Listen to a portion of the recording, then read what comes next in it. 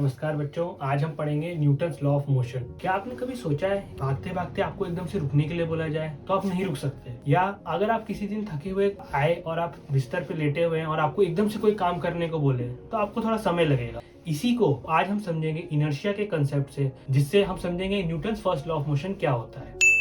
Newton's first law of motion जो कहता है कि every object stays in its motion और rest unless it is acted upon by an external force. उदाहरण के लिए लीजिए कोई भी अपना फेवरेट बैट्समैन जैसे धोनी। अगर धोनी कोई शॉट मार रहा है तो वो बॉल तब तक चलती रहेगी जब तक उसे कोई प्लेयर ना रोक ले। उसी तरह वो प्लेयर एक बार जब उसे रोक लेता है वो तब तक रुकी रहेगी जब तक प्लेयर उसे आगे नहीं फेंक देता है। इसी को हम Newton first law of motion में इनर्शिया कहते हैं, यानी हर वस्तु अपनी उसी अवस्था में रहता है जब तक कोई बाहर से उस पर बल ना लगाया जाए। बट क्या हम ये Newton first law of motion हर जगह लगा सकते हैं? नहीं। There is a thing called inertial frame of reference. मानिए कि आप एक ट्रेन में बैठे हैं और आप ही के साथ एक और ट्रेन है जो उसी गति से चल रही है। आप अगर चाहें तो खिड़की से किसी और से बात कर सकते हैं। इसी तरह वो ट्रेन अगर स्टेशन पे रुकती है और वो दूसरी ट्रेन भी रुकती है तब भी आप बात कर सकते हैं। इन दोनों ही सिचुएशंस पे हम कहते हैं कि we are in an inertial frame of reference, यानी कि हम यहाँ बैठे दूसरे ट्रेन में कोई अगर बच्चा कुछ कर रहा है उस पर हम लगा सकते हैं। पर अगर एक ट्रेन दूसरी ट्रेन से ज्यादा तेज हो जाए तब क्या आप बात कर पाएंगे? नहीं। इसी को हम कहते हैं, इस अवस्था को, ये non inertial frame of reference है, यानी कि आप यहाँ Newton first law of motion नहीं लगा सकते। क्योंकि जब एक ट्रेन दूसरी ट्रेन से तेज चल रही है तब उस तेज ट्रेन के अगर आप अंदर बैठे हैं तो आपको पीछे वाली ट्रेन स्लो नजर आएगी, यानी आपके पीछे चल रही है। पर अगर वही कोई जमीन पर खड़ा इंसान है वो देखेगा कि ये तो ट्रेन अभी मेरे हिसाब से तो तेज है, ये यानी आगे बढ़ रही है, तो एक के हिसाब से पीछे है, एक के हिसाब से आगे है। इसीलिए हम इस फ्रेम ऑफ रेफरेंस में Newton first law of motion नहीं लगाते। पर एक चीज बहुत समझनी जरूरी है कि एक्सेलरेशन, जिसे त्वरण भी कहा जाता है, और गति, जिसे वेलोसिटी भी हम कहते हैं, इनमें बहुत फर्क है। कई बच्चों का मानना है कि ये दोनों सेम है, कि अगर वेलोसिटी ज्यादा है तो एक्सेलरेशन भी ज्यादा होगा, और वैसे ही वेलोसिटी कम है तो एक्सेलरेशन भी कम होगा। बट ये बिल्कुल सही नहीं है। ये आसान भाषा में हम कह सकते हैं कि गति तो हमारी स्पीड हुई, बट उसके रेट, जिस रेट से वो चेंज हो रही है, उसको हम एक्सेलरेशन कहते हैं। ये समझना बहुत जरूरी है। अगर कोई तेज गाड़ी भी चल रही है तो हो सकता है उसका रेट जो चेंज है गति का, वेलोसिटी का, वो बिल्कुल जीरो हो। वो तेज चल रही है बट उसका एक्सेलरेशन जीरो है। इसी तरह कोई धीमी गाड़ी चल रही है बट वो बहुत तेजी से अपनी वेलोसिटी बढ़ा रही है, तब उसमें एक्सेलरेशन बहुत ज्यादा होगा, भले ही उसकी स्पीड बहुत कम है। इसको जानने के लिए समझिए कोई भी ट्रेन जैसे संपूर्ण क्रांति, वो जब एकदम से शुरू होती है तब उसकी वेलोसिटी वो उतनी ज्यादा नहीं होती, बट उसकी जो गति की तेजी होती है बढ़ने की, वो बहुत तेज होती है। तो इसका मतलब एक्सेलरेशन बहुत ज्यादा होता है बट वेलोसिटी उतनी नहीं होती। बट एक बार जब वो ट्रेन अपनी पूरी स्पीड पकड़ लेती है, जैसे 120 पे चल रही है हम कहते हैं, तब उसकी वेलोसिटी तो रीच कर गई उसकी मैक्सिमम, बट एक्सेलरेशन अब जीरो है। क्यों? क्योंकि अब कोई उसमें बढ़ावा नहीं हो रहा है। इसी को हम कहते हैं एक्सेलरेशन और वेलोसिटी में काफी फर्क है।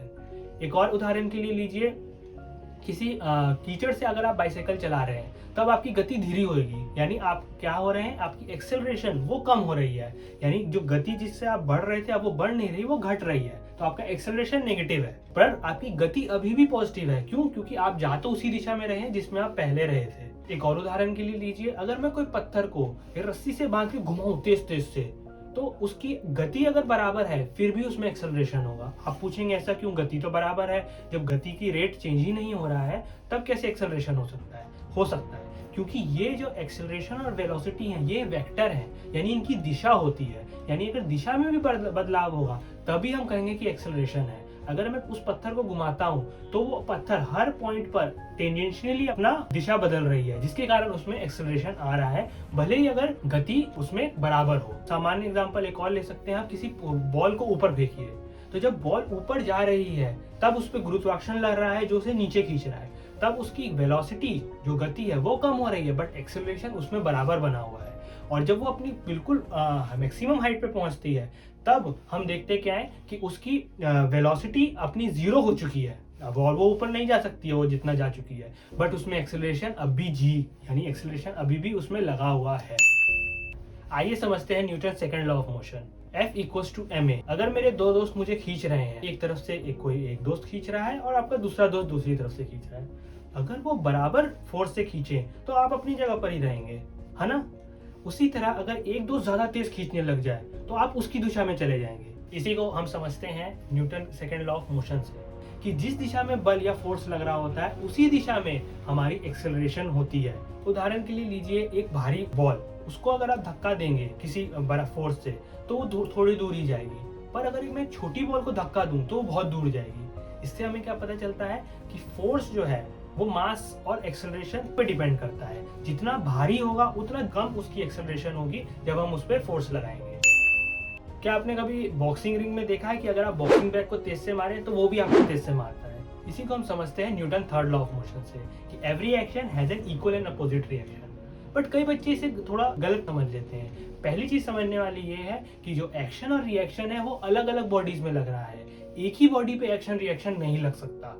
अगर आप उदाहरण के लिए एक लीजिए घोड़ा गाड़ी, अगर घोड़ा गाड़ी के पीछे एक गाड़ी है और घोड़ा आगे है, तो घोड़ा उस पर जब आगे बढ़ता है तो वो उस पर कुछ फोर्स लगाता है पीछे वाली गाड़ी पर इस लॉ के हिसाब से तो गाड़ी भी उतना ही फोर्स लगा रही है घोड़े पे। अगर दोनों ही बराबर लगा रहे हैं तो वो गाड़ी आगे बढ़नी नहीं चाहिए, तो गाड़ी बढ़ कैसे रही है आगे? असली उपाय है कि जब घोड़ा या गाड़ी दोनों में से किसी एक को हमें मानना होता है अपना सिस्टम, यानी कि हम उस एक वक्त में केवल उस पर ध्यान देंगे कि उस पर कौन कौन से फोर्स लग रहे हैं। दोनों को हम साथ लेके नहीं चल सकते। घोड़ा जब चलता है आगे, वो अपने नीचे जो जमीन है उसको धक्का देता है, वो जमीन उसको फिर आगे धकाव देती है। उसी तरह गाड़ी पे जो घोड़े का बल है वो भी लगता है और जमीन से जो आ रहा है उसका फ्रिक्शन वो भी लग रहा है, जिसके कारण वो आगे बढ़ पा रही है। इसी तरह अलग अलग जगहों पर हम देखते हैं कि जो एक्शन और रिएक्शन है वो अलग अलग बॉडीज पे है। Newton third law of motion हम बंदूक चलाने में भी देख सकते हैं। बंदूक जब हम चलाते हैं तो गोली तो आगे जाती है बट हम पीछे जाते हैं। क्यों? क्योंकि जब वो आगे गई तो उसका एक्शन था बट उसका रिएक्शन हम पे लगा और वो हमें पीछे की तरफ धक्का देता है। आइए हम अब इसको समझते हैं एक न्यूमेरिकल के हिसाब से।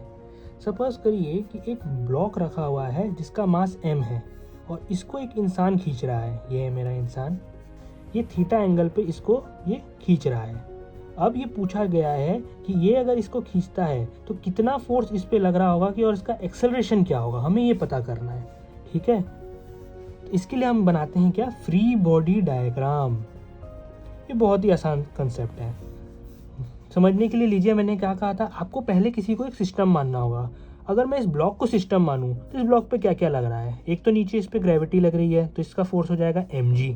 एक इस पे नॉर्मल फोर्स लग रहा होगा जिसका हो जाएगा ये n। एक इस पे जो ये जिससे खींच रहा है जिस रस्सी से उसका फोर्स लग रहा है, अगर मैं उसका टेंशन मान लूँ t, टेंशन होता है कितना खिंचाव है उसमें, टेंशन t, और ये है हमारा थीटा। तो इसका अगर इस लाइन में इस दिशा में इसका क्या कंपोनेंट होगा तो इसको हम बोलते हैं t cos थीटा। अभी t cos थीटा होगा इस दिशा में, और आप बता सकते हैं यहाँ क्या होगा, इसकी ऊपर दिशा में ये होगा t sin थीटा। ये सिंपल ट्रिग्नोमेट्री के लॉ से हमने लगाया है कि अगर थीटा है तो इसका कंपोनेंट यहाँ t cos थीटा होगा और इसका ऊपर कंपोनेंट t sin थीटा होगा।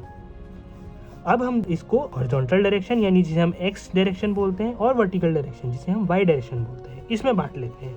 अगर मैं x डायरेक्शन को लूँ तो x डायरेक्शन में मेरे क्या क्या फोर्सेस लग रहे हैं। इस दिशा में लग रहा है मेरा t cos थीटा, इस दिशा में मेरा कोई फोर्स नहीं है, यानी कि ये फोर्स मेरा क्या हो जाएगा ma के बराबर, यानी यहाँ से मुझे मिल जाएगा एक्सेलरेशन। बट अगर मैं y डायरेक्शन में लूँ y एक्सिस के अलॉन्ग, तब मुझे क्या मिलेगा, एक मिलेगा मुझे नॉर्मल, एक मुझे मिलेगा t sin थीटा, और ये बराबर हो जाएगा मेरे mg के। क्योंकि हम देखते हैं कि y डायरेक्शन में कोई फोर्स लग नहीं रहा, मतलब y डायरेक्शन में ये हिल नहीं रहा है, ये ऊपर तो उठ नहीं रहा है, ये जाएगा तो सीधा जाएगा x डायरेक्शन में, बट y डायरेक्शन में इसकी डिस्प्लेसमेंट 0 है। इसलिए यहाँ पे जो भी फोर्सेज हैं वो एक दूसरे को बैलेंस करेंगे।